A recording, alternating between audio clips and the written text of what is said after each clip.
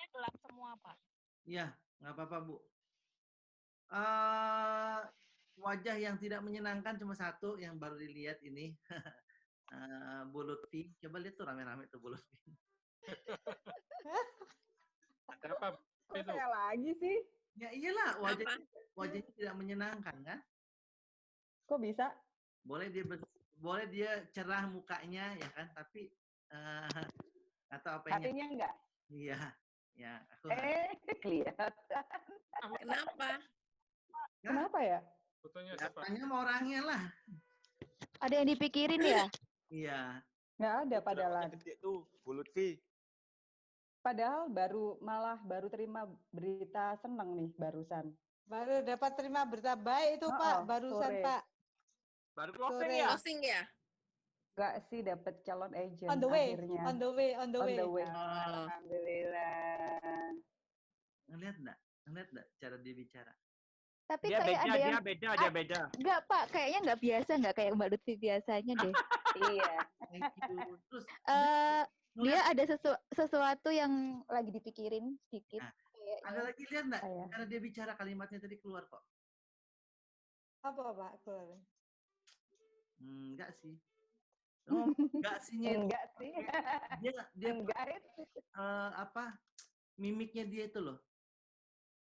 Aduh, mimiknya kenapa tuh? Matanya sayu. Kok matanya sayu.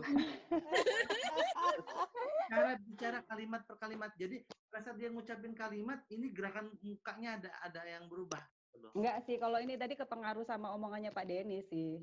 Kurang aja. Jadi langsung ngedrop. Loh serius, kalau ini serius Pak. Tadinya nggak apa-apa, terus denger itu langsung ngedrop saya Pak. Sungguhan kalau ini. Serius. Makanya ya, next kalau misalnya Anda mau fokus di dunia komunikasi ya kan, bukan komunikasi jadi public speaking, bukan, itu urusannya si Adriana ya. Komunikasi memenangkan lawan bicara Anda dengan cara komunikasi, Anda harus aware dengan kalimatnya yang diucapkan sama mukanya, gerakan mukanya gitu loh. Jadi itu ada sesuatu hal yang beda yang memberikan suatu informasi kepada saya. Kan saya bilang kemarin communication lupa lagi tuh. Diam itu bisa memberikan komunikasi juga gitu loh. Cara gitu. Ya, so far ya udahlah. Oh ya, ada pertanyaan dari Bu Lutfi sebelumnya. Waktu saya lihat di japriannya, dia bilang begini, Pak, aku bongkar nggak apa-apa ya Bu Lutfi ya, kan biar belajar sama-sama. Bongkarnya doang kok yang tentang MDRT, bukan bongkar yang lain, tenang aja. Emang cuma itu. Ya? Emang cuma itu. Aduh, Pak Dennis nih, ini sentimen ini sama saya nih. Project. Singkat cerita, Bu Lutfi ini pengen MDRT ya. MDRT-nya itu yakin dalam dirinya dia yakin dia bisa MDRT dalam tahun ini, ya kan, dalam tahun ini. Artinya itu sampai dengan Desember 2020. Nah, langsung dong kepikiran sama aku, tipe kayak dia ya kan, nggak mungkin lah sampai Desember 2020 baru capai MDRT gitu loh. Amin. Aku yakin banget sama dia kalau misalnya Agustus ini bisa capai MDRT 2020 ya. Amin. 2020. Nah, singkat cerita akhirnya dia langsung kebanjiran order ya kan ya Bu ya. Amin. Besoknya itu sampai hari ini juga lah ceritanya. Cuma ada rasa seperti si PHP masih digantungin. Cuma dia bilang kasus yang kemarin kita cerita bahwa relaksasi malam Anda harus create gambaran supaya Anda dengan orang nasabah tersebut terjadilah sebuah closing, tanda tangan SPAJ atau tanda tangan proposal, jelas ya. Nah, kita sama Bu Lutfi itu begini. Kan saya nggak mengajarkan untuk buat punya pengharapan, setuju ya? Iya. Tapi kan adanya gambar itu suatu pengharapan. Saya jawab nih sekarang, itu bukan. Nah, kenapa bukan? Itu begini. Wong saya melakukan ini pada saat relaksasi malam. Relaksasi malam itu adalah saya mau bermimpi, meng-create sesuatu, ya kan? Saya dengan nasabah saya terjadilah sebuah transaksi, dia closing. hanya untuk saya nikmati pada saat relaksasi malam. That's it. Itu nggak ada urusan sama pengharapan. Kalau misalnya pengharapan tuh dalam arti kata saya bangun, saya sadar, keadaan sadar, terus saya bilang, saya berpikir begini, saya mau apa? Mau membayangkan saya dengan nasabah saya terjadi closing. Ingat loh, keadaan sadar. Oh, tumben Bu Foni baca Telegram. Kalau keadaan sadar, yang dalam keadaan sadar, pada saat keadaan sadar itu yang disebut dengan ngarep. Pengharapan. Tapi pada saat kita dalam relaksasi malam, yang bergerak, yang membayangkan itu bawah sadarnya. Oke. Ya, si sadarnya itu kan udah ikutan. Sudah masuk ke dalam. Nah, dia create, kita nikmatin dan sebagainya. Habis itu kita ngarepin nggak? Contoh, kalau Anda bermimpi, ngarep nggak itu Anda akan terwujud? Iya. Enggak. Kalau mimpi ya. Namanya mimpi kan? Iya. Ngarep untuk berwujud. Enggak ngarepin karena mimpi. Karena mimpi sama prosesnya. Jadi pada saat kita di relaksasi malam kita create kayak seakan-akan kita mimpi itu. Nah sebenarnya pada saat create dia masuk ke bawah sadarnya dia, ke memorinya dia, otaknya bawah sadar itu akan bekerja bagaimana caranya untuk berpikir dapetin Closing itu. Closing itu. Apakah itu harapan? Saya bilang bukan. Lihat sampai sini? Iya. Ada lagi? Ya jadi ya gambarin ya. Tadinya nggak bisa bedain, Pak. Ya. Berarti create-nya cuma boleh ketika relaksasi malam ya, Pak? Ya. Kenapa kalau relaksasi malam create-nya satu gini. Pada saat dia create malam, prosesnya waktunya malam tidur itu lama, 8 jam. Oke, ada yang lebih dari 8 jam, ada yang cuma 5 jam. Itu lebih cepat, lebih lama. Jadi pada dia lama, masuk ke bawah sadarnya lebih lama lagi gitu. Nah, nanti kalau misalnya di relaksasi pagi, Anda kan cuma lakukan dalam waktu 20 menit paling lama. Iya. Paling lama. Nggak nyantol lagi. Pak, kalau misalkan habis kita afirmasi, terus relaksasi, terus kan keluar yang misal nih, MDRT Agustus 2020. Nah, itu kan kayak kelihatan gitu, Pak. Pas sadar tuh kayak terngiang-ngiang, kayak kelihatan gitu. Berarti kan itu bukan mengharap kan? Enggak, bukan. Bukan ya, nggak apa-apa ya. Walaupun kita dalam keadaan sadar ya. Iya, karena kan kita udah masukin ke bawah sadar itu. Oke, ada lagi yang mau bertanya? Pak, kadang-kadang pas kita relaksasi malam nih Pak ya, relaksasi malam gitu. Terus waktu kita ketiduran, nggak apa-apa Pak? Ya nggak apa-apa Bu. Nggak apa-apa Bu, nggak dihukum juga kok. Saya pernah beberapa kali gitu. Saya juga gitu Bu. Atau pagi bangun gitu ketiduran Pak. Aku udah proses relaksasi, sudah proses yang kita sambil relaksasi tenang gitu. Tetap ketiduran Pak, nggak apa-apa ya Pak ya? Apa? Ya kalau ibu memang nggak ada niatan dalam hati kutip ya, niatan maksudnya yang pengen ibu kejar sesuatu ya kan, mau tidur juga tidur nggak apa-apa. Toh ini kan buat kesehatan kita biar balance saja. Gitu loh. Karena kadang-kadang gini Pak, saat relaksasi saat kita membayangkan Pak ya, kita meng-create sesuatu gitu Pak ya, kita create gitu. Ya pas di situ tahu kita tidur gitu Pak. Nggak apa-apa Bu. Tetap apa ya? Tetap masuk. Tapi memang luar biasanya Pak. Jadi sejak kita ikut relaksasi terus itu tidur itu bisa cepet Pak, cepet banget dan enak gitu loh Pak. Tidur, yang ngerasain tidur beneran tuh ya setelah relaksasi ini Pak.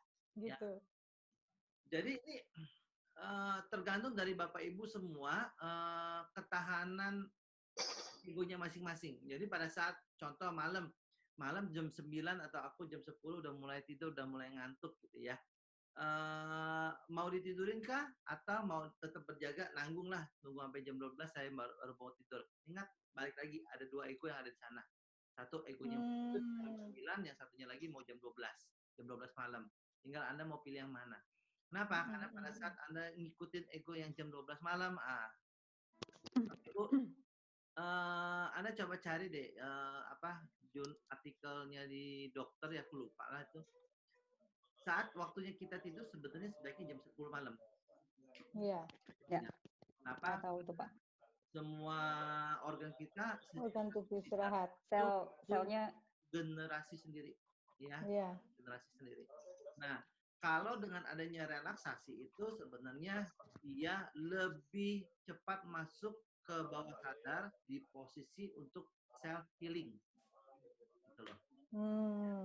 Begitu. Nah, setelah itu ya secara tidak langsung dia jalan sendiri. Jam 10 organ apa yang beresin, jam 11 apa, 12 apa, dan seterusnya. Gitu loh. Once pada saat Anda mau bertahan untuk tidurnya jam 12 malam, ya biasanya kan ada gangguan-gangguan gini. Yakin mau tidurnya cepat, ya kan? Nggak mau buka Instagram dulu, ya kan? Nggak dulu. Iya. Gangguan seperti itulah ke distract. Nah, salah nggak ya? Salah, karena ada dari dulu juga udah ada. Gitu. Ya tinggal Anda mau kasih makannya siapa. Gitu loh. Karena dia ya kepuasan Anda saat malam itu juga nggak kasih makan yang jam 10 Anda langsung tidur, ya Anda lebih sehat. Itu aja sih. Iya. Oke. Buat ini. Pak, boleh tanya Pak? Ya, Pak. Saya mau tanya sebentar Pak. Kalau relaksasi itu setiap hari itu harus sama atau kalau misalnya berubah gitu boleh enggak Pak? Misalnya hari ini kan sudah closing, terus besok itu saya ingin jalan ketemu sama nasabah baru, terus besok lagi saya berubah lagi ingin dapatkan orderan dari tanah misalnya gitu. Boleh enggak gitu Pak? Atau harus tetap terus itu aja terus? Boleh Pak, terserah. Yang ngatur kan Bapak sutradaranya. Gitu. Iya. Jadi nggak masalah ya kalau gitu. Ya udah Pak. Kalau bisa jangan itu ya. Yang kedua itu jangan dilakukan ya. Yang gimana? Yang kedua itu jangan dilakukan. Jalan sama nasabah itu jangan Pak. Baru. Maksudnya pengen ketemu baru gitu Pak. Maksudnya Nah, kan. apa? Kalau jalan dengan nasabah baru itu jangan. Dengan nasabah baru ya nggak apa-apa. Ya ngerti. Ayo Pak Kawi. Peka. Kadang kan kita suka nggak sadar ya apa yang kita ngomongin ya. Betul. Betul. Kalau misalnya Anda lebih aware gitu ya, kalimat per kalimat seru kok dengerin mereka. Bisa buat ajak bercanda dari kalimatnya mereka pakai. Ya kan? Kita bisa tahu maksud dan tujuannya kalimat-kalimat yang dipakai seperti apa. Oke, thank you Pak Kawi. Buat ini. Ya Pak. Baik Bu. Alhamdulillah. Tadi aku langsung tidur. Habis sholat zuhur jam 2 aku langsung tidur. Bangun-bangun jam 4:30. Aku sengaja nggak nyalain. Aku sengaja nggak. Iya. Memang aku kan rodok ngefly karena obat batuk obat pilek kemarin. Tapi tadi ini Pak Denis, aku sengaja aku nggak minum obat, terus aku nggak nyalakno AC. Ternyata alhamdulillah aku bisa keringetan wakeh gitu loh ya toh. Puji Tuhan ya. Lego berarti kan minimal sengaja aku nggak tak minum. Jadi ya itu aku habis sholat langsung relaksasi Pak Denny, terus aku langsung bubuk itu gitu. Lego lah minimal. Kan tambah endel. Kaget loh, jare kelas minggu lah kok terus kalau Sabtu aku malah posisi mau keplayu-playu soalnya mari sholat maghriban terus aku anak maem terus japri untuk takjak kelas besok itu lho podo gelem terus mari kaget kok diomongin lho kok ono kelas mana aku bingung jari ini sak minggu malah kok Sabtu kok nabi belum kumpul jiwa ibu berarti ya. Iya Pak. Oke, ada yang bertanya?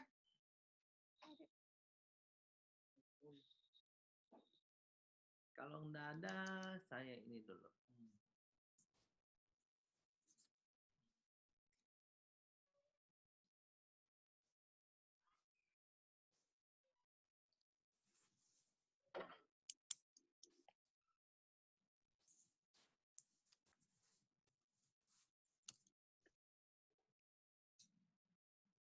Oke, sekali lagi saya ucapkan selamat ya kepada Bapak Ibu semuanya. Ini yang dapat keren Bu Ina keren. Ya, ini afiliasi. Jadi Bu Wiwit yang belum paham, saya mau kasih tahu. Jadi setiap peserta yang ikut Unlock Your Potential itu dapat langsung link afiliasinya. Nah, kebetulan link afiliasinya saya belum kelar websitenya, mungkin di bulan depan, pertengahan bulan depan, baru nanti Bapak Ibu secara sistem bikin sendiri ulang lagi dan nanti ketemu linknya ya atas nama Ibu sendiri.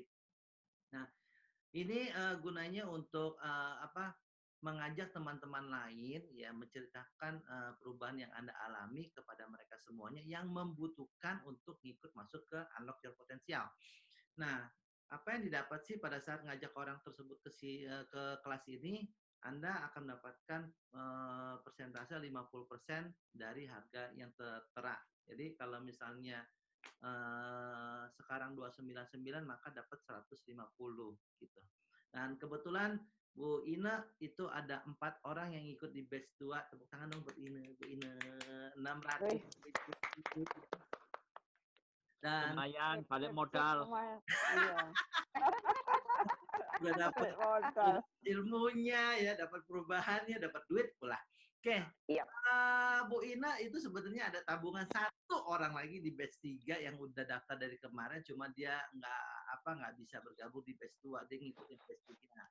Dan ada lagi kalau nggak salah ya Ibu Ina 1 orang yang tadi barusan daftar lagi gitu loh. Jadi tabungan. Bu Risna itu ada 3 orang. Bu Risna minta izin hari ini nggak bisa ikutan karena dia ada tamu katanya, kalau nggak salah tamu dari Malang. Oke, ya, beliau juga dapat kurang lebih 450 dan Bu Liliana Esther itu ada si Bu Budi dengan si Jensen. Jason ini sebenarnya disuruh sama mamanya untuk ikutan ya, karena yang kita tahu ya yang kemarin itu si Jason. Dan Bu Liliana, aku nggak tahu Ibu udah sampai hal ini apa enggak, tapi si mamanya Jason ya tiba-tiba dia WhatsApp saya, Pak batch 3 kapan? Saya mau ngundang dan sebagainya. Jadi ya menurutku tadinya awalnya si Jason ini kan kayak nggak ngikutin dan kayaknya sih aku pikir feelingku sebelah Jason itu ada mamanya gitu loh ya, mamanya juga ikut denger kayaknya sih seperti itu. Dan Bu Liliana itu 300 dan Bu Ririn 150 Bu Suatin. Kenapa? Karena ada beberapa yang nggak bisa di batch 2 ya Bu ya, jadi mental di batch 3 ya, dikabarin aja mau atau tidaknya. Oke, itu aja sih yang saya mau iklan sebentar. Itu dapat terus Pak? Afiliasi ini dapat terus. Ya, jadi kalau misalnya Ibu sekarang kan batch 1 kan, yang besok akan berjalan kan di batch 3. Batch 3. Dapat teman yang mau ngajakin di batch 3 tetap dapat, Bu. Namanya kok ini. Enggak, terus habis gitu kalau batch 4 kalau nggak dapetin nggak dapat lagi. Ya enggak. Ya enggak. Nanti enak diibu. Pak Awi aja. Jual tanah. Buat ini. Apa sih kamu udah melok-melok? Kalau dapat, Anda dapat gitu. Anda dapat teman atau siapapun yang masukin ke sini, Anda dapat 50%. Tapi kalau misalnya enggak ya boleh minta sama Pak Kawi nanti. Mandi dulu buat ini.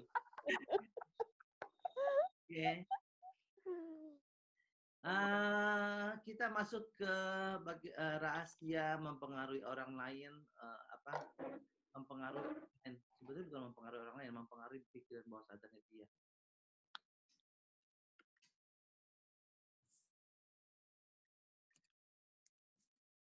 Oke. Ya. Sebenarnya kata kuncinya yang paling utama adalah begini. Komunikasi bawah sadar, kalau kita mau berbicara komunikasi bawah sadar. Pak, instruksi sedikit Pak.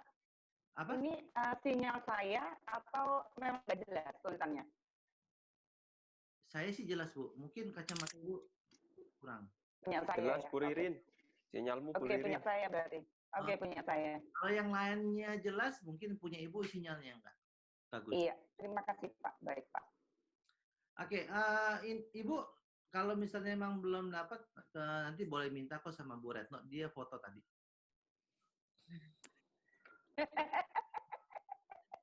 Saya juga foto. Ketahuan Pak. Iyalah kan ketahuan semuanya. Oke, komunikasi bawah sadar itu sebenarnya kuncinya adalah kunci untuk mendapatkan perhatian dari mereka. Yang bawah sadar itu adalah menciptakan kesan. Ya. Nah, kalau kita bisa menciptakan kesan, maka si lawan bicara itu berbicara atau tidak? Tidak. Enggak, hanya membatin aja, Pak. Ya, enggak, bukan yang ngebatin sih.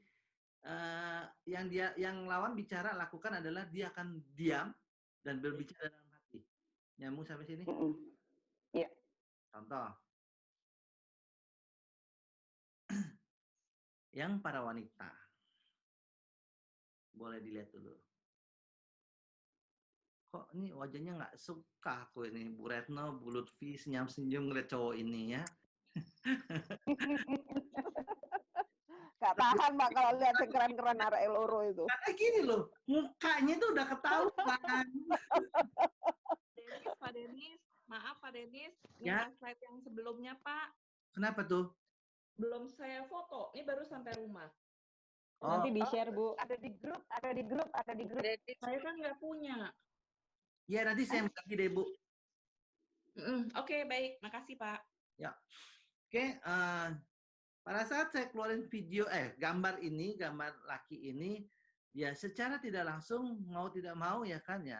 Natap yang para wanita, ya kan, ada perubahan langsung di situnya, di wajahnya dia. Ya, memang dia tidak berbicara, tapi saya membacanya di situ.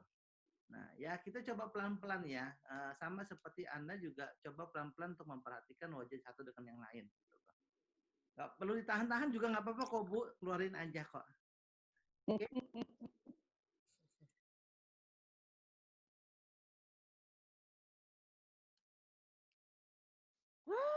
Pak Kawi.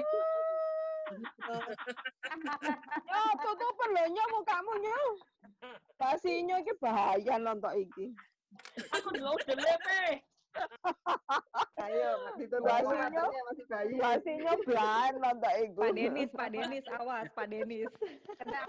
Kenapa saya Aku yang buat suruh awas. Gantian. Saya langsung mulut, Pak. Pak Denis editnya sambil merem kan ini. Nah, ini cuma khusus yang buat para laki-laki, ya kan? Biasanya dia juga bereaksi kok. Nah, mungkin. Kayak balik lagi ya. Saya kita bahas ini aja. Pada saat apa yang Anda lihat itu kesan pertamanya pasti begitu menggoda, sama seperti iklan. Oke, selanjutnya Terserah Anda. Terserah Anda. Terserah Anda mau lanjutin lagi apa enggak, aku nggak tahu ya. Langsung mau ngejati dan sebagainya. Nah, pertanyaannya pada saat Anda melihat pria ini ada dalam hati Anda pasti ngomong sesuatu dan sebagainya. Yang pertanyaannya adalah siapa yang berbicara? Itulah bahwa orang ini. Ya, tanganku ke susu. Maksudnya pada saat Anda, ya ini khususnya yang wanita, yang ngelihat cowok ini, langsung ada respon dan sebagainya. Tapi ya ini orang, ini menarik ya dan sebagainya. Nah, yang ngomong itu siapa? Padahal Anda diam aja. Itulah yang disebut dengan bawah sadar. Bawah sadar Anda. Jelas sampai sini? Nah, kalau Anda memperhatikan secara detail, ya kan, ketemu langsung gitu loh. Ini makanya hati-hati kalau orang yang ngerti hipnotis dan sebagainya. Kalau kita pribadi, pada saat kita bisa memunculkan sebuah kesan dan orang itu ngebaca dalam hatinya dia, berarti artinya saya bisa berbicara sama bawah sadarnya dia. Anda langsung gampang terhipnotis. Ya, sama kayak si Bu yang di Bandung itu yang ngakunya kata, saya nggak bisa dihipnotis tuh. Kemarin orang Manulet bawa jagonya hipnotis, tapi dia nggak bisa hipnotis saya. Oh ya, nggak apa-apa. Nah, pada saat saya bermain suatu permainan ya sama mereka, tiba-tiba mereka tuh langsung amazed sama aku. Aku langsung inget sama ibu itu, langsung aku lihat dan dia amazed, ketangkep dia. Sudah, tinggal ditarik, langsung dia hipnotis. Nah, jadi caranya orang mau menghipnotis itu adalah salah satunya bahwa kita bisa berbicara dengan bawah sadarnya dia, gitu loh. Ya, Karena ini kita berhubungan dengan penjualan, makalah lakukan untuk penjualan. Oke. Jadi pada saat Anda untuk buat kesannya itu seperti apa, Anda ciptain dulu. Yang paling enak ya wanita sebenarnya. Kesannya dari mana? Penampilan menarik aja udah oke. Gitu loh. Kalau yang zaman dulu dari mana kesannya? Ya udah pakai rok mini gitulah. Ya, asuransi dengan pakai rok mini tuh nafsu banget mereka semua mau masuk gitu loh. Ya, itu yang zaman dulu ya, waktu saya bergabung di asuransi di tahun 2003 dulunya itu kurang lebih kayak gitu. Ya, para lelaki kalah lah pokoknya, menang kayak gituan semuanya. Nah, jadi sempat berpikir gimana caranya sih ya untuk mereka juga aware sama yang laki-laki ya, tampilannya dirubah kurang lebih seperti ini gitu loh. Baru dia mulai nih nasabah merespek, oh orang ini rapi ya, orang ini dan sebagainya. Jadi makanya di dunia asuransi dibilangnya itu kesan pertama begitu menggoda karena apa? Karena penampilan. Mereka tahu nggak itu kenapa? Nggak ada yang tahu. Mereka tahunya cuma wow kerennya dan sebagainya. Padahal kalau di dunia saya hipnosis itu artinya Anda berusaha untuk mencoba berbicara dengan bawah sadarnya si nasabah gitu loh. Nah itu kunci yang paling kuat banget. Kalau Anda sudah pegang itu, Anda bisa giring dia. Gitu loh. Makanya saya bilang setiap kali ketemu dengan nasabah, usahakan itu cerita. Bukannya Anda menawarkan produk asuransi. Dari dulu udah saya bilang berkali-kali, kalau Anda ketemu dengan ketemu dengan nasabah, Anda bawa proposal ya, dan Anda cerita proposal Anda, saya yakin akan baca kurang lebih 90% pasti ditolak. Kenapa? Karena Anda nggak mendapatkan bawah sadarnya dia. Gitu loh. Tapi pada saat Anda sudah tahu hal itu, Anda harus rubah cara. Kan kayak kemarin kita tentang pola pikir. Jika tidak ada yang namanya kesalahan, tapi adalah feedback. Oke. Nah, feedback kita harus dapetin feedbacknya. Ternyata saya nggak boleh melakukan ketemu dengan nasabah bawa proposal. Saya harus apa ya dan sebagainya. Anda harus ganti penampilan Anda dan sebagainya. Itu harus, itu perlu. Nah, sampai saya juga sudah agak melepas dunia asuransi ini sekarang ini, barulah saya nggak mau lagi menyentuh yang namanya dunia asuransi ya. Ini paling saya cuma cerita bagaimana cara mendekatkan nasabah, bagaimana caranya untuk meyakinkan nasabah. Karena begini, produk perusahaan, aku tetap sekali lagi itu nggak penting. Ya, itu nggak penting. Kenapa? Saya sekarang udah otak saya kopong nih di dunia asuransi udah nggak paham. Tapi sales idea masih banyak. Ngomongin produk aku nggak tahu. Ya, ngomongin produk Manulife aku sama sekali nggak tahu. Tapi pada saat Anda nyuruh saya ketemu salah satu nasabah, saya bisa deketin dia, saya bisa jualan sama dia. Gitu loh. Artinya apa? Artinya nasabah itu aware sama saya, bukan sama produknya. Saya yang ngarahin sama si nasabah untuk beli produk ini.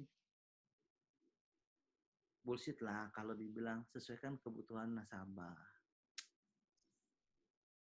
Bullshit, itu bullshit banget. Kalau Anda benar-benar aware, tampak profesional, sesuaikan dengan kebutuhan nasabah, saya jawab iya. Kenapa? Karena dia di bidangnya financial planner, jelas ya. Tapi kalau agen asuransi, tabrak aja dulu. Itu urusan nanti. Ya, kenapa? Karena saya juga dunia asuransi dulunya. Apapun dihalalkan. Gitu loh. Ya. Oke. Jadi bagaimana caranya untuk berbicara dengan nasabah? Dapetin kesan buat dia. Bapak Ibu, coba sekarang Anda taruh tangan Anda seperti ini.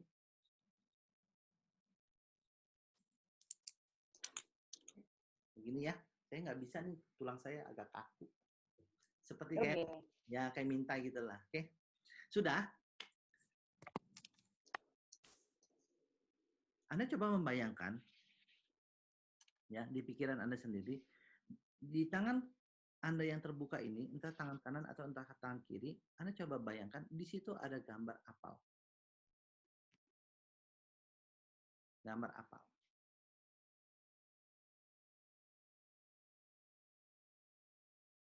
Sudah? Kalau sudah ada gambarannya boleh angkat tangan. Ya sudah. Satu, Bu Foni udah.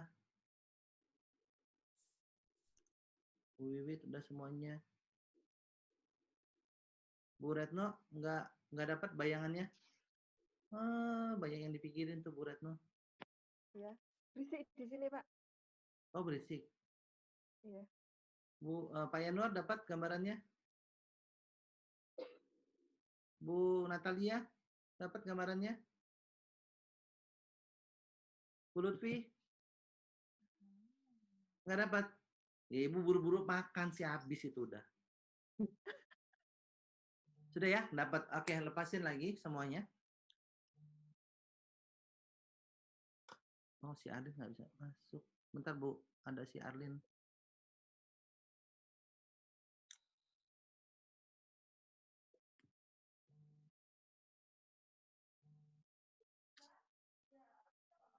Oh, Bu. Oh.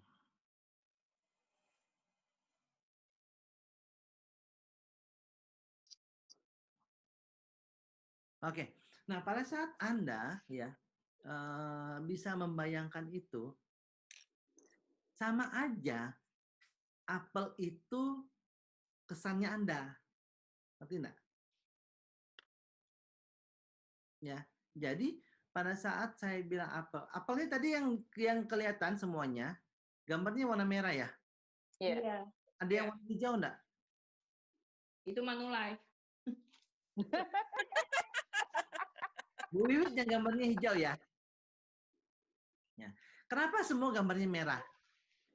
Cuma ada Gambarnya contohnya merah. Ada gambarnya merah. Ada gambarnya merah. Yes, itu dia. Anda mesti latihan itu. Gimana caranya si nasabah bisa bilang iya? Hah? Oh. Jelas ya? Saya cuma bilang itu gambarnya apel. Saya nggak bilang warnanya merah. Tapi gambaran semuanya itu merah. Kenapa? Karena Anda lihat gambarnya warna merah. Tapi berapa persen yang gambarnya hijau? Sedikit kok. Paling cuma 10% nggak nyampe. Jelas sampai sini? Nah, itu namanya pesan yang tersembunyi. Oke? Ada yang mau tanya dulu sampai sini? Pak Denis, Pak, pesannya itu apa itu, Pak? Sorry, pelan-pelan satu-satu. Bu Juli, apa? pesan yang tersembunyi itu karena kita yang mengarahkan atau gimana? Kita yang mengarahkan. Betul. Oke, tangkap dah.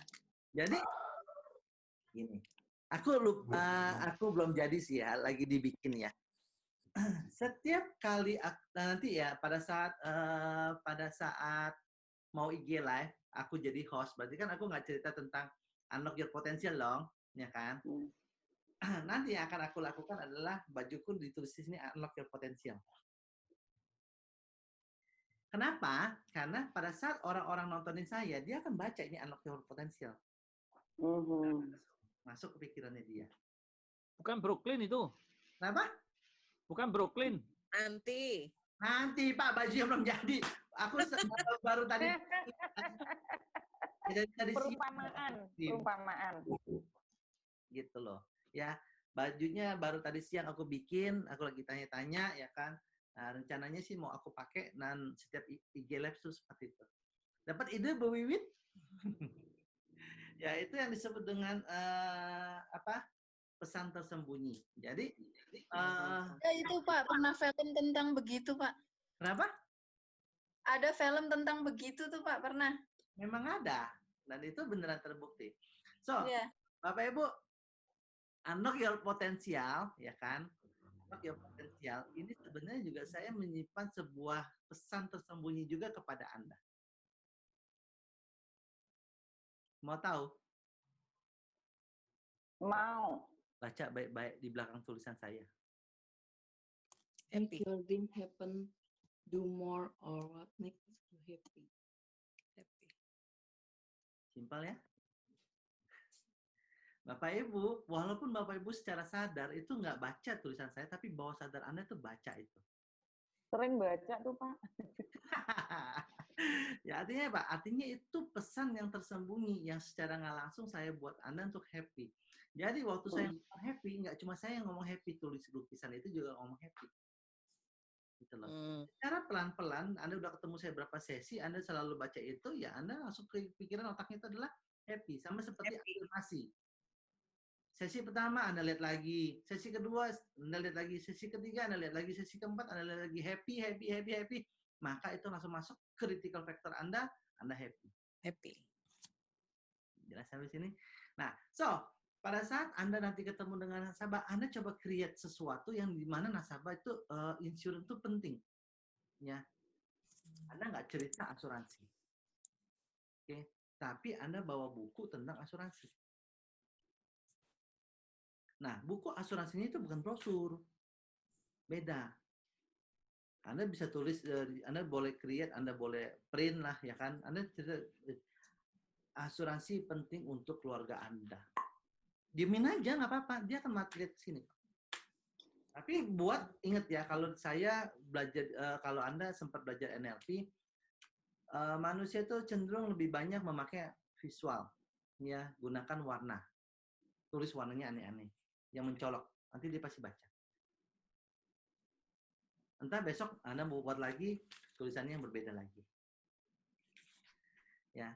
So hal-hal seperti itulah coba Anda create gitu loh.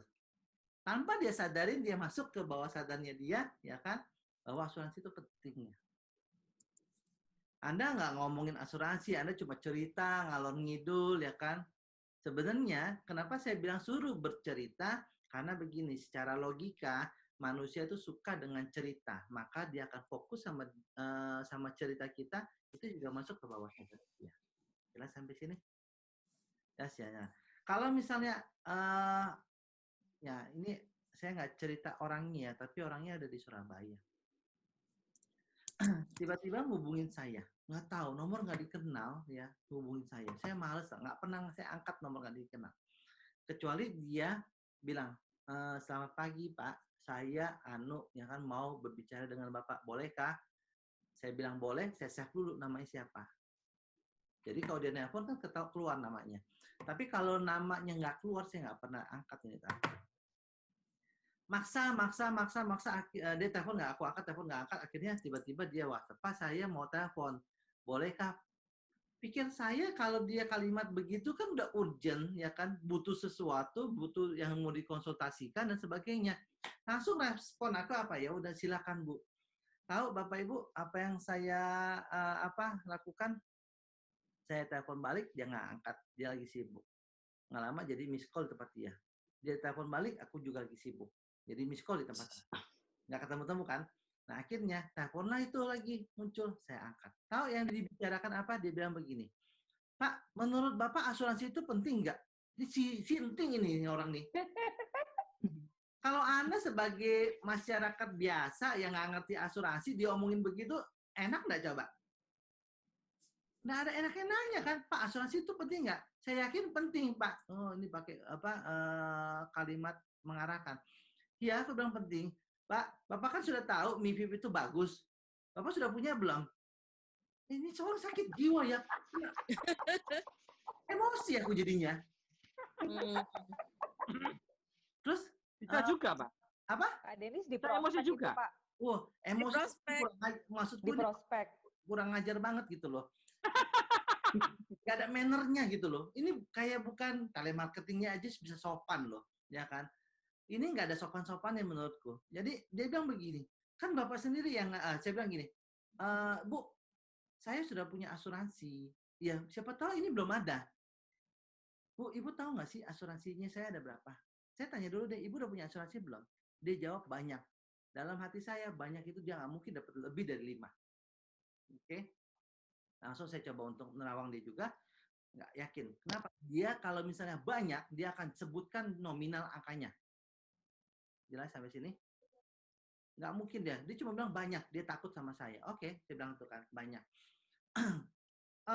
Saya bilang gini, Ibu tahu nggak apa yang namanya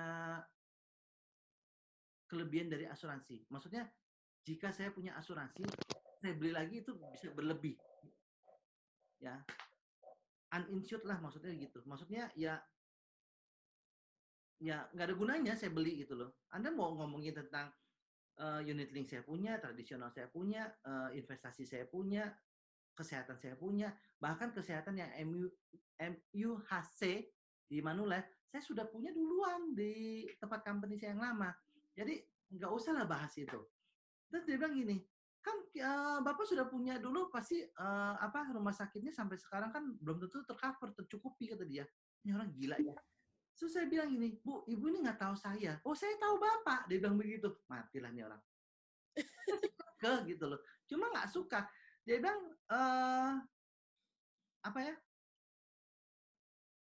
Oh, saya tahu Bapak. Cuma kita jarang ngobrol. Dalam hati saya, nggak pernah saya ngobrol sama orang ini. Dan dia bilang, dia bilang udah pernah ngobrol. Oke lah, lupain lah, aku bilang. Dan dia bilang gini, Ibu tahu fact finding nggak? Tahu Pak. Mencari tahu dulu kebutuhannya dia apa. Iya. Ibu nawarin apa fact finding sih? Tuh, Bapak kan udah ngerti asuransi, ngapain lagi saya mesti fact finding? Udah nggak nyambung lagi, gubrak saya. Udah Bu, mohon maaf, saya minta izin, saya nggak mau lagi terima telepon dari Ibu. Nggak suka, terserah. Jadi dia matiin, terus saya cari tahu tuh orang itu. Saya cari tahu dia di Facebook, ketemu.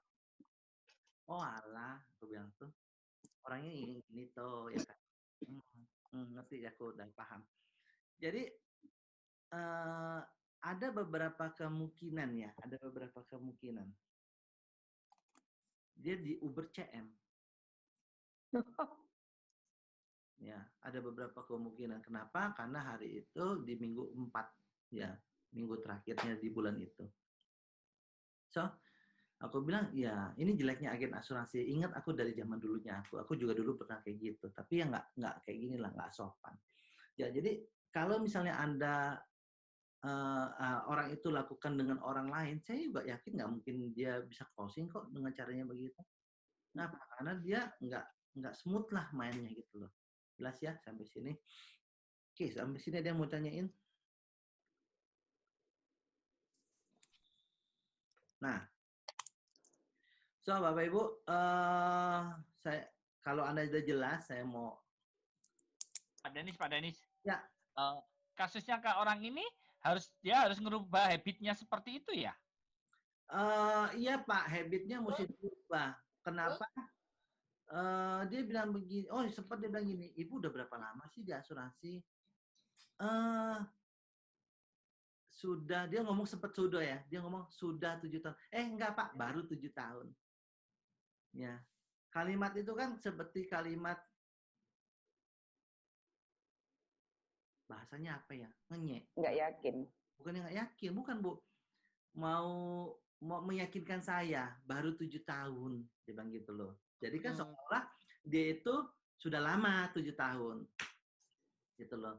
Oh, kalau begitu Ibu banyak belajar lagi ya, walaupun sudah baru 7 tahun gitu loh. Kenapa? Karena saya juga masih terus belajar Bu tentang asuransi. Saya baru 17 tahun di dunia asuransi. Dari 2003 Ibu boleh cari, nama saya ada di sekarang kantornya Afris. Aku bilang gitu. Diam dia langsung. Maksud kok heran loh, sudah 7 tahun tapi cara komunikasinya kayak begitu. Kan ini gila namanya. Kalau misalnya Anda baru gabung dalam waktu sebulan atau 1 tahun lah. Kalau gaya bicaranya seperti itu ya, oke lah. Ya aku paham. Tuh. Tapi kalau udah 7 tahun, aku yakin pasti bahasanya lebih bagus ya kan, lebih tertata gitu loh. Kayaknya dia juga tahu leader atau bukan ya. Kalau misalnya leader lebih kacau lagi kalau dia bahasanya kayak gitu. Iya. Jadi kalau misalnya ditanya itu bisa dirubah nggak? Saya jawab bisa ya. Cuma itu kita pentokin langsung. Pentokin dalam arti kita gini. Kalau kamu ngomongnya kayak gitu, kira-kira ada nasabah nggak yang mau? Aku akan balikin lagi. Dia jadi nasabah, aku yang berlaku seperti dia. Dia juga nggak nyaman pasti. Nah, orang yang kayak gitu biasanya egonya tinggi, nggak mau berubah. Ribet, ngubahnya itu ribet. Nah, caranya gimana? Pentokin, jidatnya dipentokin, tong gitu loh. Baru dia sadar. Nah, cara pentokinnya nanti beda-beda. Kita nggak bahas saat ini ya. Jelas Pak Sumitro? Jelas. Oke, ini yang saya mau ceritakan yang tadi. Kalau Anda bisa membayangkan, sekarang saya minta Anda untuk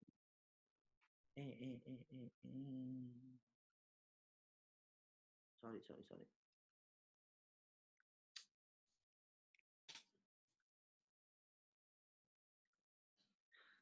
Siapin kertas sama pena. Siap.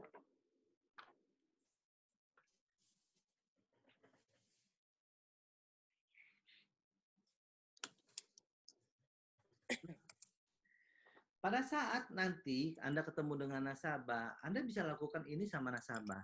Ingat ya, pada saat saya minta Anda untuk mencoba membayangkan sebuah apel, maka Anda memprosesnya membayangkan gambaran apel. Ketika Anda ketemu dengan nasabah, siapapun juga atau lawan bicara, Anda coba bilang, Pak, Bu, coba Bapak Ibu bayangin. Ingat ya, intonasi, suara itu kecil, pelan, penting. Oke.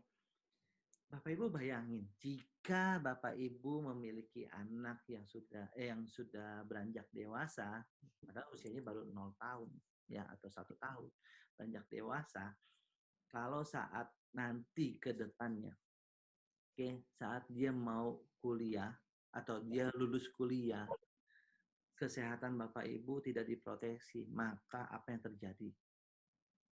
Ingat, buat sebuah kalimat biar dia jawab, dia mikir. Jelas ya, maksud dan tujuannya supaya dia mikir. Nah, mikirnya gimana? Mikir nggak? Apa ya? Nggak mungkin. Dia akan diam. Nah, pada saat diam yang bicara siapa? Hatinya, pikirannya. Sadarnya, hatinya, dan sebagainya. Itulah Anda berbicara dengan si bawah sadar.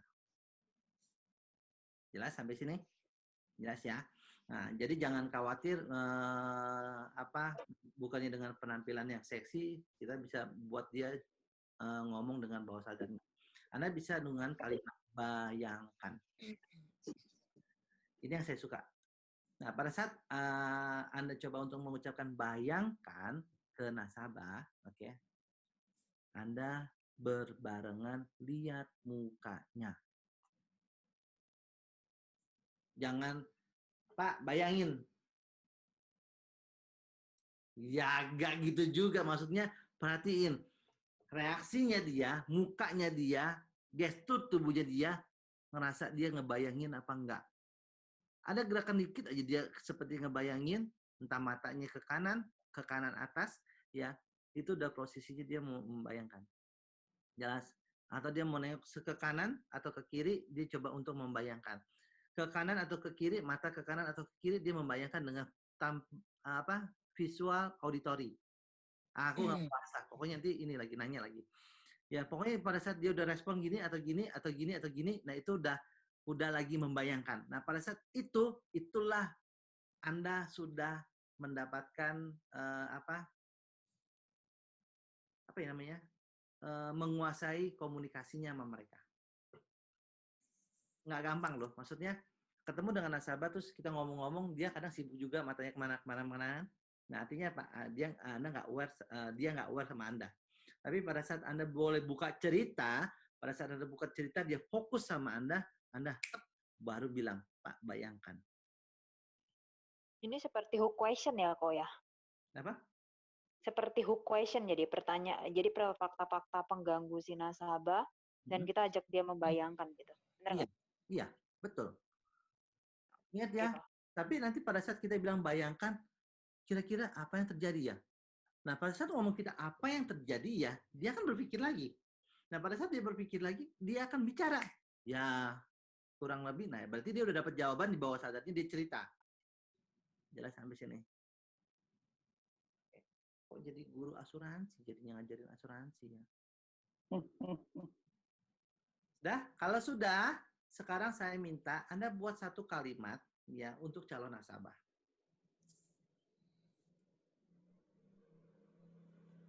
Kira-kira contohnya. Ya kalau Bu Wiwit, jangan dibuat beginian, Bu, nanti Ibu jadi agen. Nomornya berapa, Pak? Udah tanya nomor lagi. Bu Wiwit bisa bayangin contohnya yang lain. Jangan sama nasabah.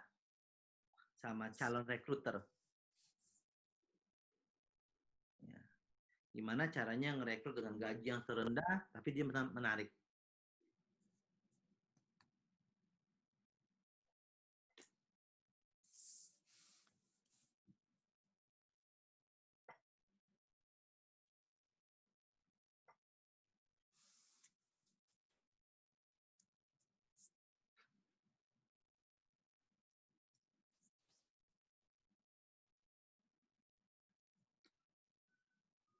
Saya kasih waktu, waktunya jalan nggak ya? Jalan ya.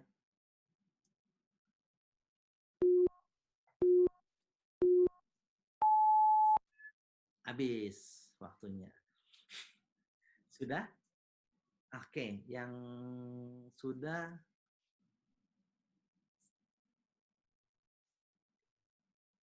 karena ini terlalu banyak peserta ya, saya random aja ya, biar cepat. Yang aku ngeliat yang sudah-sudah aja kok gitu. Oh, yang sudah, yang ready Bu Retno. Bu Retno, silakan Bu, boleh cerita. Boleh dikasih apa gambarannya? Boleh dibicarakan aja langsung. Jangan dikasih tunjuk kertasnya. Ini pertanyaan yang seperti yang Pak Denis bilang tadi, bayangkan tadi kan ya Pak ya? Ya, versi Ibu ya? Ya. Gini Pak, kebetulan kan sekarang ini lagi banyak kita menghadapi masalah pandemi. Coba bayangkan apabila kita ada di lingkungan sana dan kemudian ada rapid test massal. Terus ternyata kita positif, mau nggak mau kita harus menjalani yang namanya swab. Nah, apabila kita tidak memiliki asuransi, maka biayanya akan terlalu tinggi. Oke. Good, Bu. Satu, saya langsung koreksi aja. Saya ambil 3 contoh aja ya. Satu, Ibu kalimatnya, pengucapannya datar. Terus yang kedua, jangan diarahin ke asuransi. Jelas ya? Jadi ya. Mungkin 2 sih Pak sebenarnya. Ada 2? Ada 2. Tambah ya? Ya udah silakan Bu.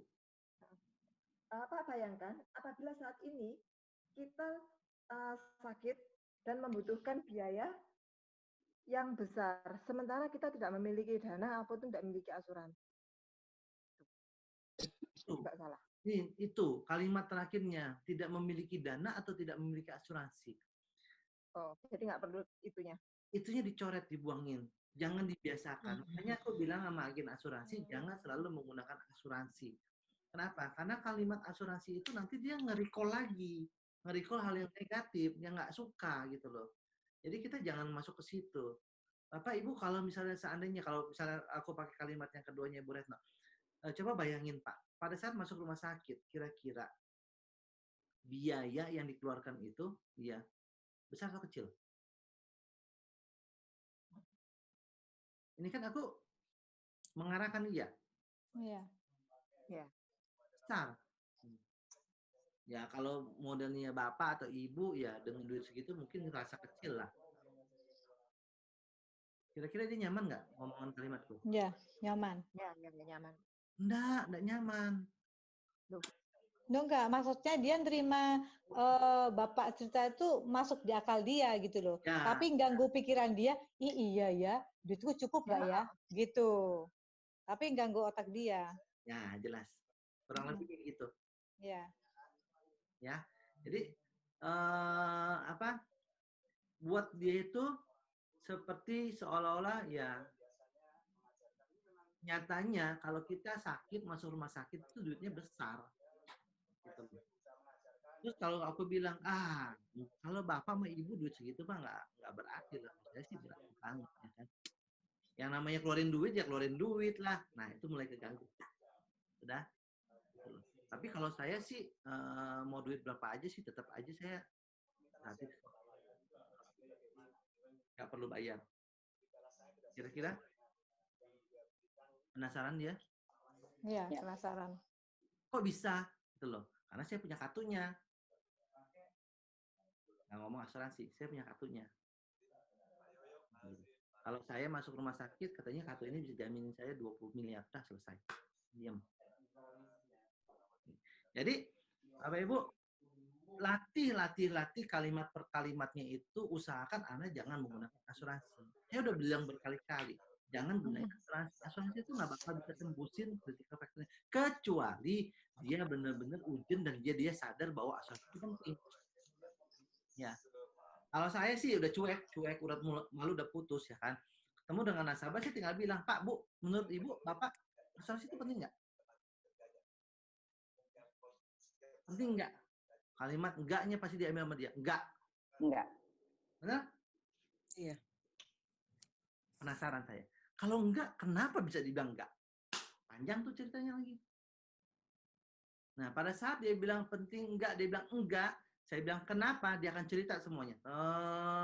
Biasanya ceritanya itu adalah objection-nya dia atau pengalamannya yang buruk yang pernah dia dengar atau dia alami. Jelas?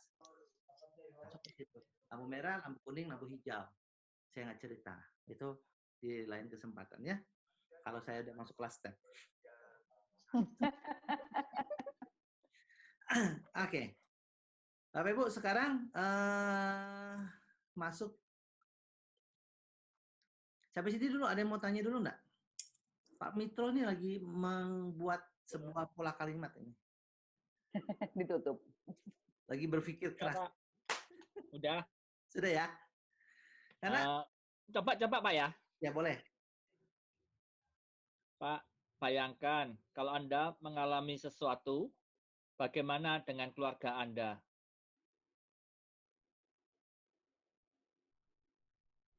Dibuat lebih spesifik, Pak. Ya itu makanya. Sesuatu misalnya Bapak ngalami masuk rumah sakit ataupun kena kanker.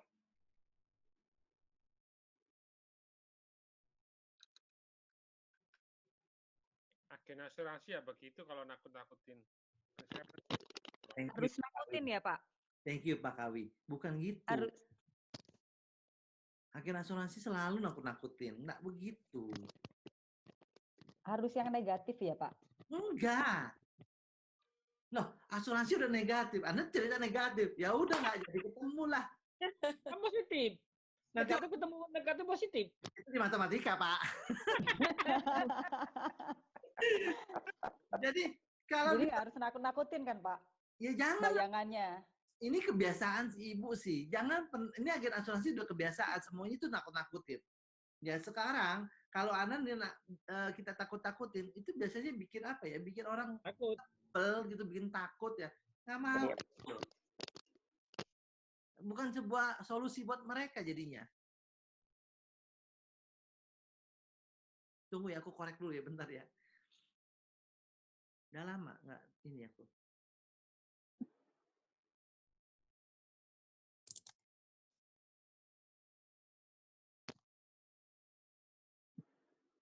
Oh, mau cerita jual apa? Asuransi rumah sakit atau penyakit kritis ya? Kok kan nanya gini? Sorry, mau tahu lebih lanjut ya? Saya mau tanya orang tuanya sekarang masih ada atau tidak? Contoh ya, contoh.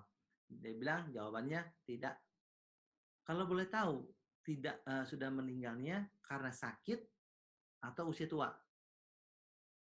Sakit. Sakitnya apa? Kanker, jantung, stroke. Terus dia bilang apa? Dia bilang, ya antara salah satu itulah, kanker. Kalau dia kanker, artinya orang tuanya dia di atasnya itu pasti kena kanker juga. Ya udah tahu lah. Taunya ya orang tua saya kena kanker, tapi kalau kakek saya nggak tahu ya. Coba cari tahu. Ada kemungkinan besar kakeknya juga meninggal karena kanker.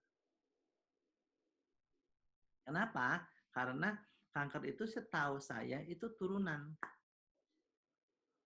Ya nggak semuanya anaknya itu mengalami semuanya itu turunan kena kanker semua. Ya enggak juga. Tapi apa salahnya kita cari tahu biar kita tahu. Ya, kalau Anda nggak tahu dan nggak mau cari tahu, tiba-tiba kena kanker kan gimana? Lebih baik kita tahu, kita cepat-cepat untuk mencegah. Oke, bagaimana caranya? Mencegahnya itu banyak macam loh. Nggak cuma mencegah, ya saya cari pola makannya dan sebagainya. Ingat yang namanya turunan, jika itu gen, udah otomatis Anda juga terbawa. Walaupun Anda juga mencegah. Makan yang biasa, makan yang baik, makan sayur-sayuran dan sebagainya. Nah, mencegah itu bisa dari pola makan, bisa dari segi biaya.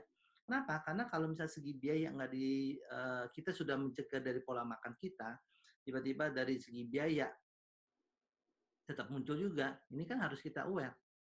Anda udah siapin belum?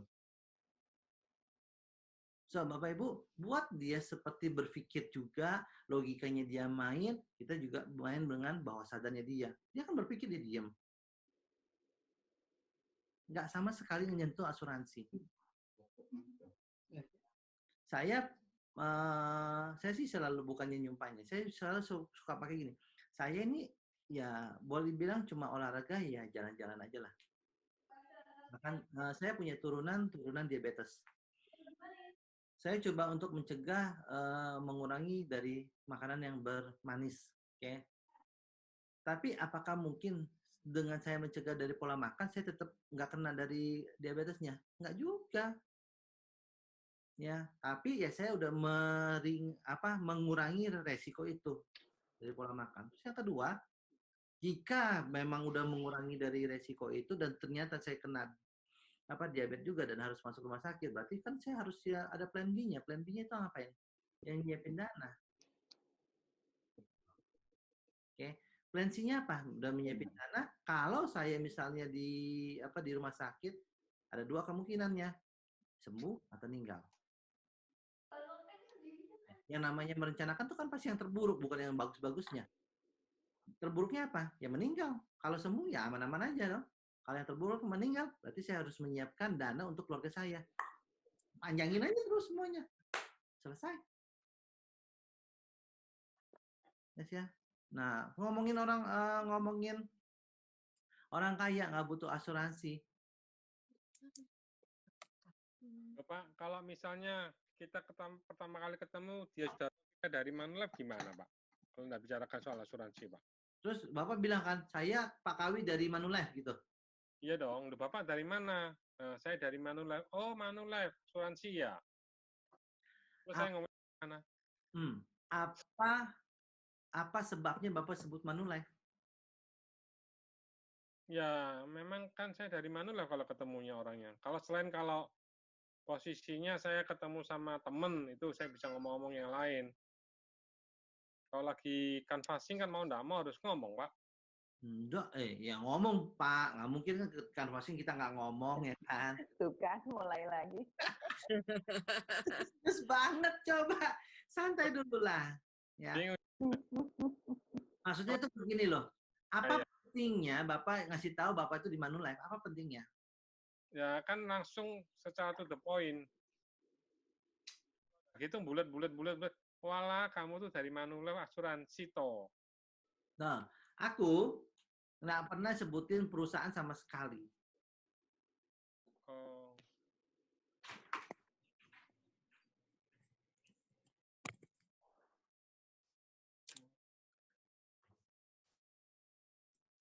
Nyu liatin Nyu. Itu tengah tuh apa Nyu? Aduh, aku lupa ya. Kemarin aku lihat ketemu pin aku, ya pin aku dulu waktu di tahun 2000 berapa ya? 2006 kalau sama masih ada. Namanya Denis Tanuwijaya. Financial planner. Nggak ada sedikit pun tentang asuransinya. Jelas ya. Gini. Saat kenalan ngomong apa Pak? Dari mana? Saya financial planner. Oh, nggak tanyain dari mana itu perusahaan apa itu? Apa? Orangnya tanya. Baru saya sebutin. Oh.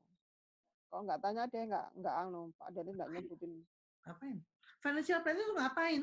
Financial planner itu saya merencanakan keuangan nasabah saya biar jika terjadi resiko dia tidak terkena imbasnya. Loh, maksudnya apa? Cerita itu baru. Jelas?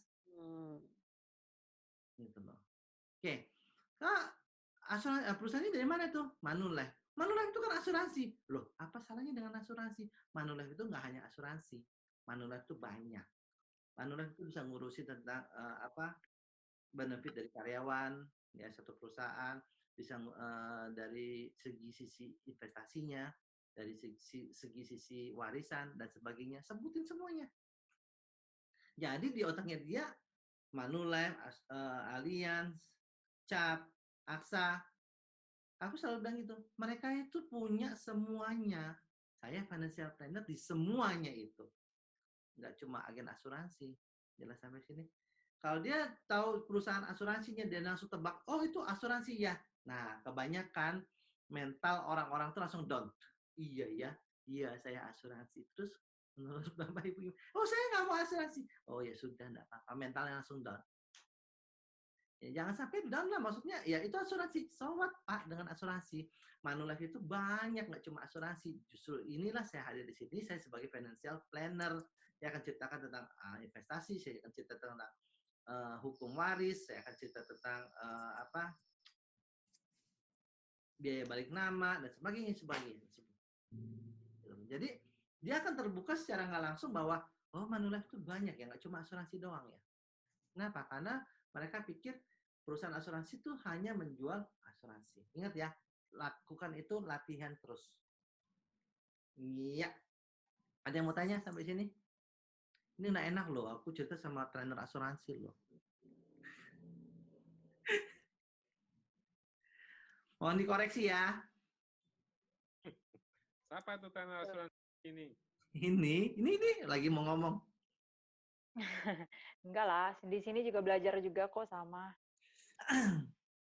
Karena kadang-kadang begini, beberapa yang saya jumpai dengan trainer asuransi itu kadang nggak suka dengan saya. Kenapa?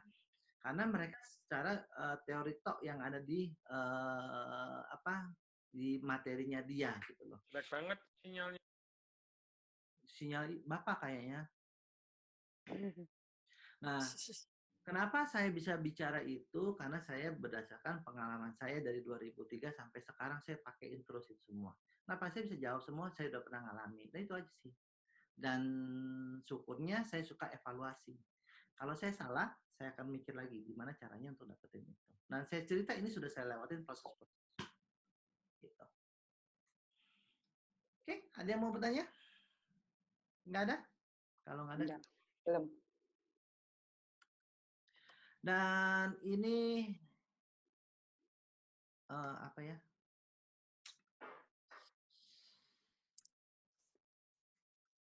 Guru saya punya guru, namanya Milton Erickson. Ya, silakan diartikan sendiri ya. The unconscious is much smarter, wiser, and quicker. It understand better. Jadi maksudnya sebenarnya pikiran bawah sadar itu pinter banget kok. Ya, jadi kalau aku sebut itu resourceful, sumber daya. Your unconscious mind know what is right and what is good. Ya, jadi sebenarnya dia tahu mana yang benar, mana yang bagus. When you need protection, it will protect you. Jadi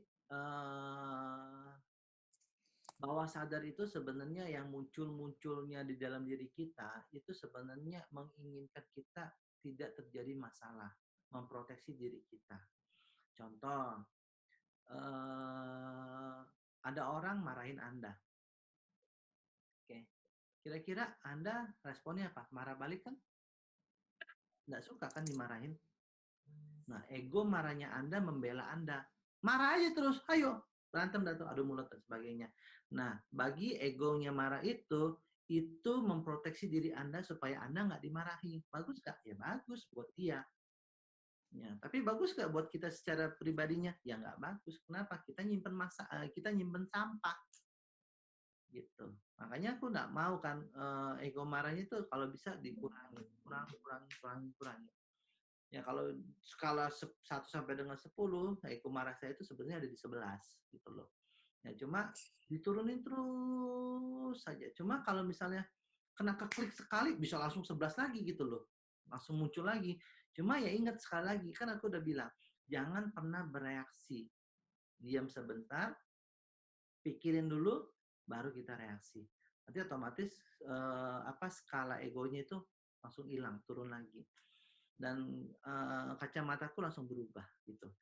Aku lupa pada video. Bapak Ibu, saya minta ya kalau misalnya ketemu video siapa? Sahabatku. Mario Teguh ya. Yang dia punya kasus sama anaknya itu ya. Yang anak aslinya tapi dia nggak ngaku anaknya dia. Ya, akhirnya pas saat di DNA kan benar-benar anaknya dia gitu loh. Nah, saya juga nggak tahu tuh kalau misalnya Anda dapat videonya itu saat si Mario Teguh diwawancara dan memberikan pernyataan atau statement klarifikasi itu ada yang unik. Saya nggak tahu, saya mesti cari lagi di mana, saya nggak tahu ya. Dia kan gayanya dia kan ya, oke sahabat-sahabat sekalian ya dan sebagainya, suara dia berat dan sebagainya. Itu kan suara dia. Aslinya dia pada saat dia isi kelas atau isi acara, oke. Pada saat dia ditanya tentang anak aslinya, wih itu nggak bisa dan sebagainya, keluar tuh aslinya. Ya, ego marahnya dia dan sebagainya. Terus dia sadar, dia kecepatan keluar ngomong marahnya itu, terus tiba-tiba dia sadar semua juga pernah mengalami salah. Bagi kita yang mengalami salah ya wajar kita untuk meminta maaf dan sebagainya. Balik lagi jadi si Mario Teguh. So, Bapak Ibu, saya pun juga begitu. Pada saat saya ngajar seperti ini ya inilah karakternya saya yang saya ciptain. Tapi pada saat saya di terapi, beda lagi. Oke. Pada saat nanti saya di dunia, maksudnya di masyarakat luar, ya kan, saya bisa beda lagi. Saya akan kebanyakan lebih diam. Kenapa? Introvert saya mulai. Benar kan Bapak Ibu? Bapak Ibu pasti ngeliat saya, kalau saya ketemu saya dan saya jalan, pasti dia diam aja dan saya cuma duduk. Nah itu aslinya saya sebenarnya. Introvert saya kan tinggi banget, jadi saya duduk. Kecuali kalau ada. Mojok lantai 29 ya Pak.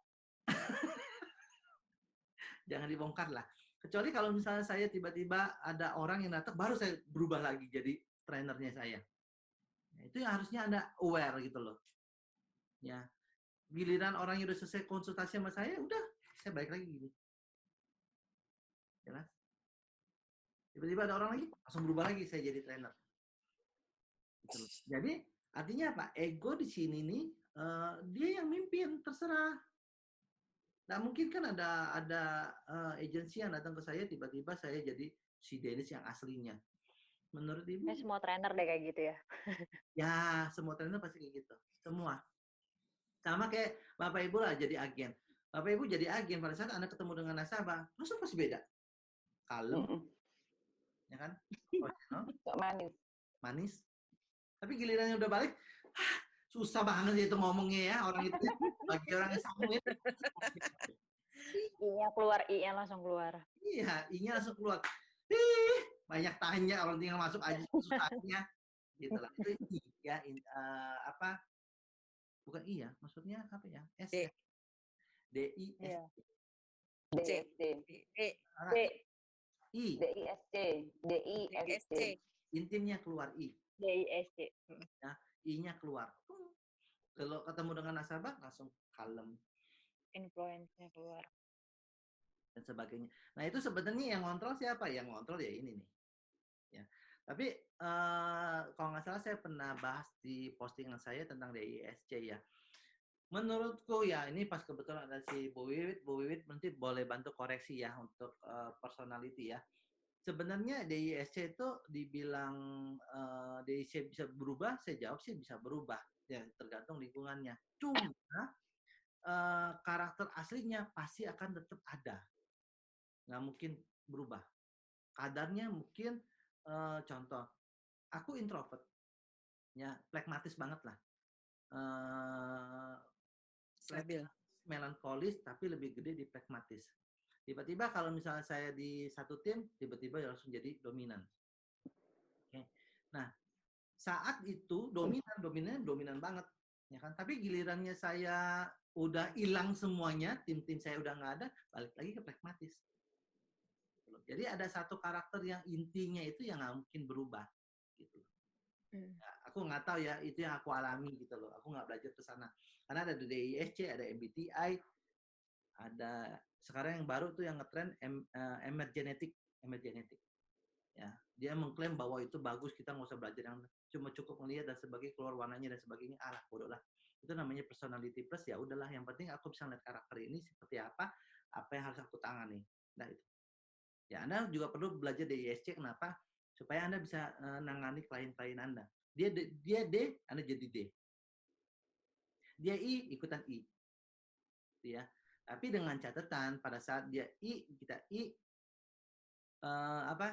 di awalnya aja, 5 menit di awal. Setelah itu ya Anda yang kuasain. Gitu. Oke. Nah, saya nggak bahas itu ya.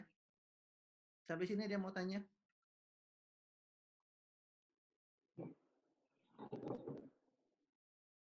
Luar biasa memang batch 1 ini.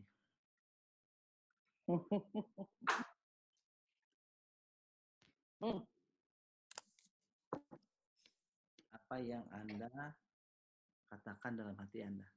Ini manusia dibuat jadi patung ini, tengkorak ini. Yuk. Serem. Serem. Ngeri. Terus apa Serem, lagi? ngeri. Serem, ngeri. Ada lagi yang lain? Seni. Siapa yang mau seni? Wow, Bu Alin ya.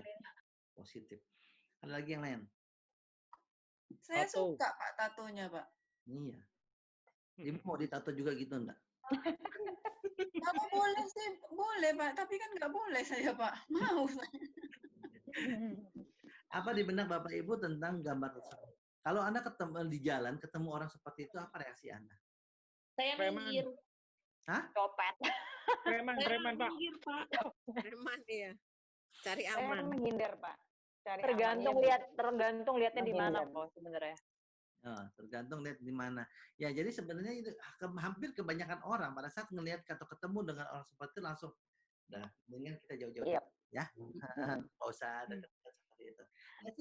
Itu yang saya bermain dengan itu semuanya. Jadi kalau saya kan suka keluar kota ya. Kadang ya saya juga karena introvertnya tinggi, nggak mau senang dengan kehidupanku sendiri bisa berpikir dengan rileks, makanya saya selalu menggunakan hitam. Oke. Dengan jubahnya saya hitam, saya pakai boot saya hitam, celana ininya hitam dan sebagainya, orang paling cuma langsung gitu loh. Ya, ditambah dengan kerudung saya pakai masker semuanya hitam. Oke. Saya sih tadinya pengen pakai tato juga, takut nggak diterima sama Manulife gitu. Sekali-sekali pengen tahu Pak penampilan seperti itu, ayo. Loh, nggak pernah tahu kita. Ekspresinya nggak akan begitu, Pak. Bu Yeni ada Bu Yeni. Ketemu kandidat punya tato, Pak. Nah, saya baru mau bilang, Pak. Saya pernah lihat Bapak rambut kuning. Di company yang lain, Bu Yeni, ya kan, warna rambut saya warna-warni. Hari ini kuning, nanti bisa bulan depan hijau, ya kan, bulan depan bisa jadi. Sekarang nggak pernah seperti itu. Iya, saya takut diusir sama Bu Wiwit. Ini rambutnya pernah Saya kan udah bilang, saya nungguin rambut Bapak hijau loh. Itu yang saya lakukan di company-ku yang lama ya, sama Bu Yeni. Pink udah pernah, Bu. Pink udah pernah. Hijau belum. Ya. Iya, saya nungguin kapan hijaunya gitu. Belum. Ya, saya nyimpen. Kenapa? Karena saya mau kayak Joker gitu loh, hijau itu. Kok rasanya keluar dari aslinya Pak Denis ya kalau seandainya bermunculan dengan berbagai macam warna, terus dengan kostum. Karena kan tipenya Pak Denis kan introvert banget. Orang introvert kan jarang orang yang berpenampilan aneh-aneh gitu. Oh, tergantung Bu. Aku mau yang introvert yang apa? Yang kayak yang ngepang.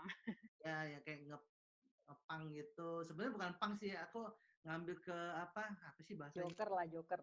Iyalah, kurang lebih kayak Joker. Itu yang beda. Kenapa saya suka Joker? Satu gini loh. Batman aja kalah sama Joker ya. Karena sebenarnya kayak filmnya Superman versus Batman. Saya udah tebak yang menang pasti Batman, nggak Superman. Kenapa? Karena saya mempelajari karakternya. Jadi orang hipnoterapi itu mempelajari karakter orang satu-satu. Sebelum film itu dimulai, kita udah tahu karakter yang menang pasti Batman. Kenapa? Karena Batman one step ahead daripada orang lain semuanya. Dia nggak pernah pakai kekuatan, tapi dia otaknya lebih cepat. Nah, Joker one step ahead dari Batman. Loh, makanya saya suka Batman. Saya sukanya Joker. Plus sama si siapa? Harley Quinn-nya. Gitu. Oke. Ada pertanyaan? Pak, ceritanya tadi bagaimana, Pak? Apa tuh? Yang gambar tadi itu loh. Ya ini saya mau masukin, Pak. Pak, saya cerita dulu boleh? Boleh. Kejadian ini saya alami di Italia, di Roma. ada seorang perempuan ngerokok tatoan di pinggir jalan. Image saya sudah jelek. Karena kan image orang timur ya, kita kan ada kan pasti jelek orang itu. Tapi saya nekat. Saya minta tolong suruh carikan homestay saya. Saya tanya, tahu homestay saya ini? Ternyata orang itu teleponkan saya. Dan setelah telepon, saya diantar ke homestay saya. Terus saya kasih uang untuk bayar teleponnya, dia enggak mau. Ya itu. Ya, jadi makanya kesan pertamanya itu loh. Kadang kan kita itu menjudge kesan pertama.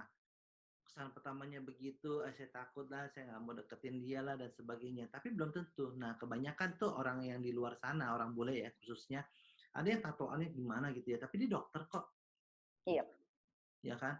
Jadi jeleknya orang kita itu selalu kesan pertamanya itu buruk banget gitu loh. Jadi dia nggak mau deketin. Nah, makanya itu saya selalu mengingatkan kesan pertama. Jadi kalau misalnya Anda ketemu dengan nasabah, cobalah posisi nasabah ngeliat kesan pertama Anda itu seperti apa. Apakah Anda sudah well prepared kah? Ya kan Anda sudah berpakaian dengan baik kah? Ya kan? Silakan.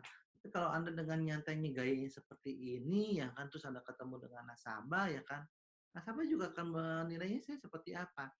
Beda halnya tuh begini. Beda halnya kalau seandainya saya yang ketemu dengan nasabah dengan baju seperti ini. Apakah saya pede? Saya jawab saya pede. Kenapa? Karena saya yang bisa menguasain pikirannya dia.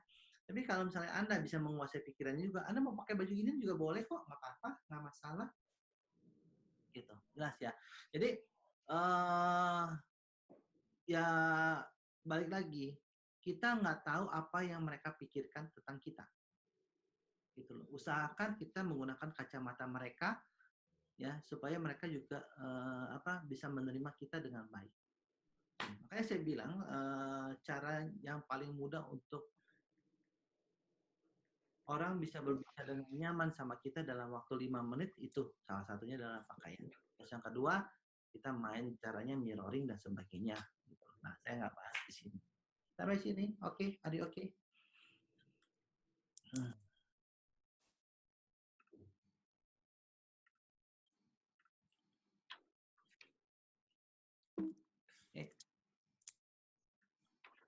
Ya, jadi artinya manusia memiliki kecenderungan untuk menganggap siapapun yang tidak dikenalinya sebagai suatu ancaman. Ingat, otak manusia fight or flight. Mendingan, tunggu Bu, aku yang nggak difoto Bu ya. Ya, soalnya Bu Retno cuma gambar ini yang difoto, aku yang difoto. Oke, jadi inilah dunia otak manusia, ya. Respon pertama kali yang dilihat adalah visual. Visual tuh langsung masuk ke otak, otak tuh langsung memproses ini mau diapain ya, fight or flight. Daripada kita nyari masalah, mendingan kita flight. Udah menjauh. Nah, sampai sini. Jadi cuma itu doang kok, fight or flight. Jadi Anda lihat lagi ke nasabah. Kalau nasabahnya berpikiran Anda ini, nah kita harus fight or flight. Asuransi, mendingan flight aja lah. Gitu. Ya.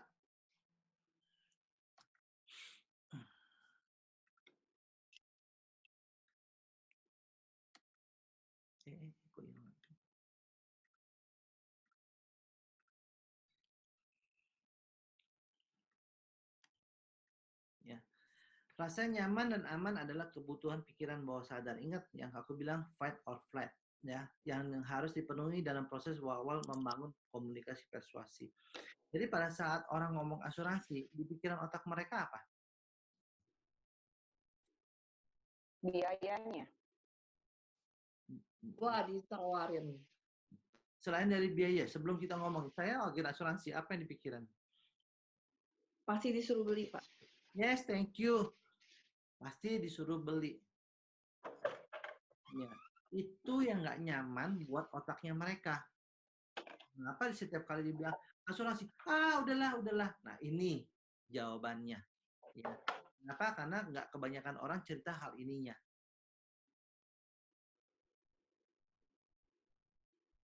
Aduh, thank you Bu Ine, difotoin loh. Oke. Ya, jadi proses membangun komunikasi persuasinya itu. Makanya aku nggak pernah cerita tentang perusahaan, aku nggak cerita tentang produknya, aku cuma cerita kejadian-kejadian di sekitar aku. Dan sembari aku gimana prosesnya masuk ke bawah sadarnya dia. Apakah di dalam pertemuan pertama aku bisa masuk ke bawah sadarnya dia? Saya jawab, saya juga nggak bisa. Oke. Dengan catatan itu calon nasabah yang mau diincer ya. Gitu loh.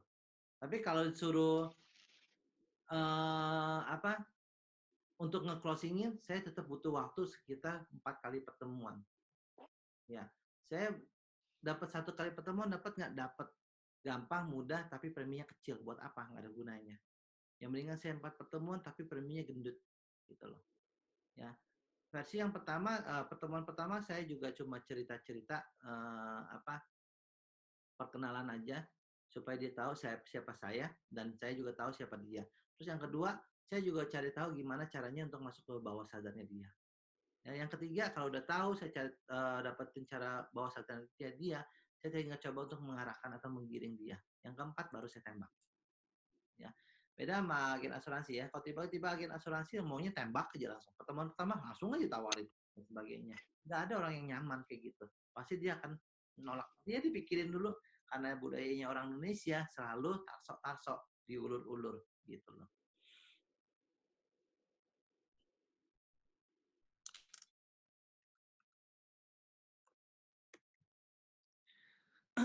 Hampir semuanya itu bilang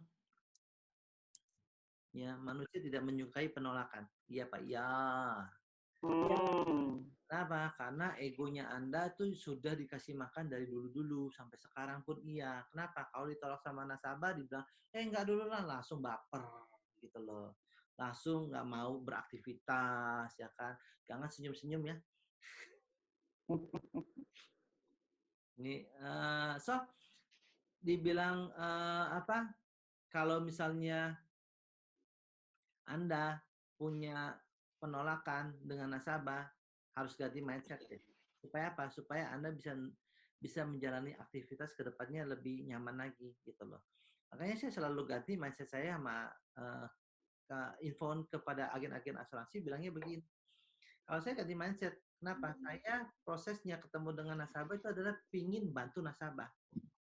Ya, kalau nasabahnya bilang tidak, jawabannya enggak, ya udah, saya nggak bantu dia. Tapi resiko Anda sudah tahu, jelas masih banyak yang lain yang mau dibantu. Nah itu yang buat saya terus maju gitu loh. Penolakan ya sudah, berarti dia nggak mau dibantu. Resiko yang tanggung dia sendiri kok, bukan kita. Oke, lanjut seperti itu.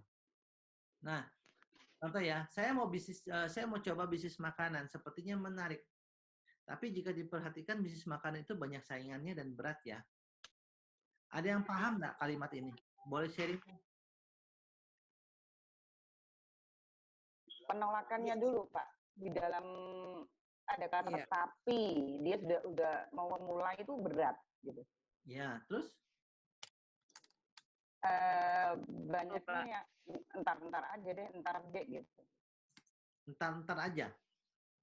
Iya, nggak mau melaksanakan karena ada tapi. Ya, nanti Anda coba proses sendiri ya, saya kasih tahu flow-nya itu begini.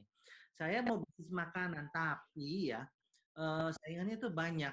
Ingat, kalimat di awal itu hanya impiannya dia, tapi karena ada tapinya, itulah yang membuat dia tidak akan jalanin bisnisnya itu. Jelas ya? Iya. Iya. Nah, Anda pada saat itu, jika ingin bantu orang tersebut tetap menjalankan bisnisnya, Anda langsung buat. Bermain dengan logikanya dia. Tahu aku ada jawabannya nggak? Aku lupa. Oke. Nggak ada. Jadi kalau kita tetap mau dia tetap jualan bisnis makanannya, kita akan jawabnya seperti ini. Kalimat di belakang di tapi itu kita pakai dulu. Jelas ya. Memang iya, mengiyakan loh. Ya, dia mengiyakan, disamakan, biar dia juga nyaman. Mengiyakan. Iya, saya setuju kalau saingan untuk di bisnis makanan itu banyak. Dan hampir juga semua orang tuh merasa gagal atau tidak berhasil di bisnis makanan. Tapi saya yakin banyak strategi bisnis atau peluang bisnis di dunia makanan yang belum kita ketahui. Jelas? Sengklek otaknya langsung. Pertama, kita mengiyakan statement dia yang kalimat terakhir. Lalu kita bilang, tapi buat logika dia berjalan. Jelas sampai sini? Kalau nggak jelas, tanya lo. Ulang, Pak. Pak, ulang, Pak. Ulang. Iya, Pak.